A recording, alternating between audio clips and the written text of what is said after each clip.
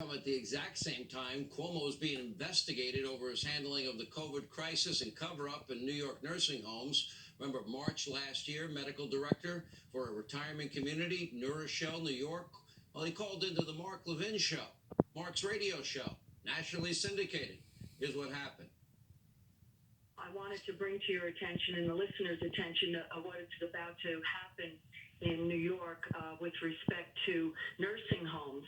And the governor has ordered that all nursing homes must accept COVID-positive patients that are actually potentially still infectious into their facilities. Why would you send somebody who has this virus into a population that can kill people?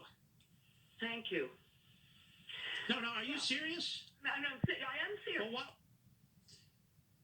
Anyway, I call him the Great One, host of Life, Liberty, Levin, number one, Sunday nights, 8 p.m. right here on Fox, nationally syndicated radio host. Great One, there's two other things here that need to be addressed. One, the beds that Donald Trump built, manned, and provided all the PPE for, all the medicines for, the hospital ship, they remained 80% empty. Wasn't like they didn't have a place to send these people. That's number one.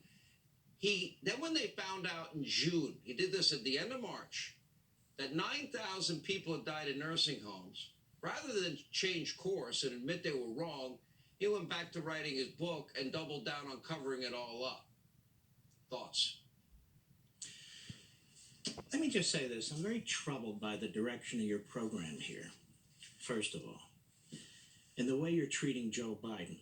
You know, I used to think Joe Biden was a doddering fool. He couldn't tell his sister from his wife, and he didn't know the name of the Secretary of Defense. And there you are with Peter Doocy mocking him for not having press conferences. Now I know why he doesn't have press conferences. He's busy inventing the viruses and figuring out how to distribute them. In 7 weeks' time, this man will have killed the virus. Joe Biden, 50 years in the Senate, not one profound thing. Joe Biden, who had to cheat his way through law school. Joe Biden, who was plagiarizing from people even as a senator. And little did we know, he's not a doddering old fool, an egomaniac and a narcissist taking credit for the work of Donald Trump and all these other people.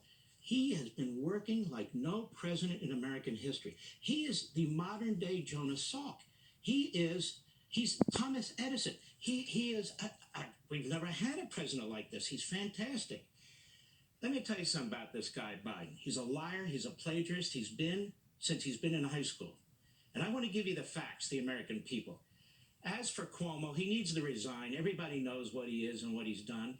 And that last woman, number 6, she's accusing him, just to remind America, of exactly what Tara Reid accused Joe Biden of. And notice Joe Biden, no responsibility for Joe Biden whatsoever. Ladies and gentlemen, Pfizer was contracted by the Trump administration last summer to produce 100 million doses of a vaccine that hadn't been approved yet. Moderna was contracted to produce 100 million doses of a vaccine that they didn't have yet. Johnson & Johnson, 100 million doses. AstraZeneca, 300 million doses. Novavax, 100 million doses. GlaxoSmithKline, 100 million doses. The Trump administration last summer, before we had a vaccine, just in case one of these would work, contracted and paid for 800 million doses to cover 400 million people. On December 23rd, when only Pfizer and Moderna had received emergency authorizations, the Trump administration went in and they ordered another 200 million vaccinations. Where do you think these vaccines are coming from? You think they're coming from Joe Biden in the basement? They didn't have any idea what the hell was going on. In terms of the distribution process, Trump brought in the Defense Department and HHS and other experts. This distribution process that they're using now, through the states, through pharmaceutical companies, through Walmart and everything, that was the brainchild of the Trump administration in Operation Warp Speed. So January comes along. Then Johnson & Johnson, working all through Warp Speed, they have a one-shot vaccine. And what happens? They don't have the capacity to make enough of them. So they start on their own talking to Merck. And they've done this throughout. These companies have been sharing their science. They didn't need Joe Biden. They've been sharing their information, and now they're sharing their assembly lines to get this stuff done. Why? Because the private sector is patriotic.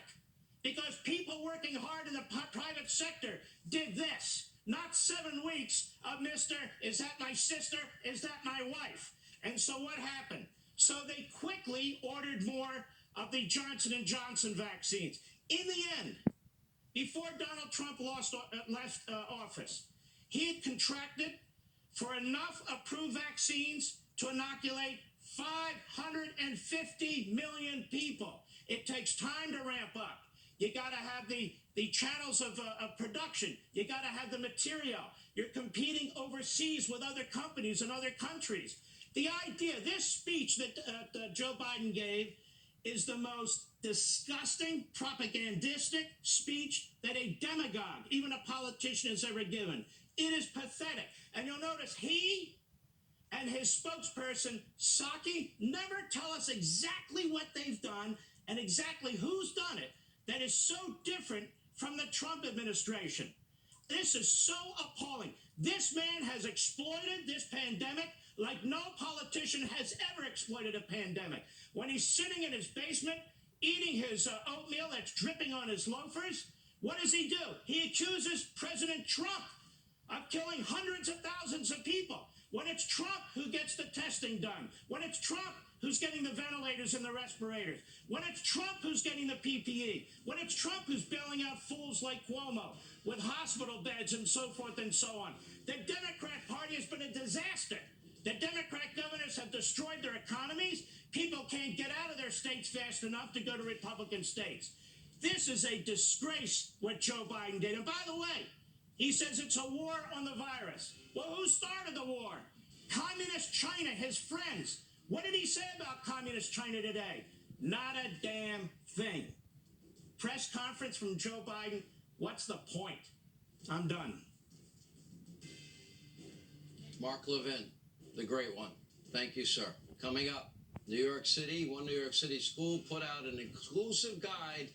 Yeah, they're warning against the use of terms like mommy and daddy and even happy holidays. Forget about Merry Christmas. We get reaction. Dan Bongino, Geraldo, next, straight ahead.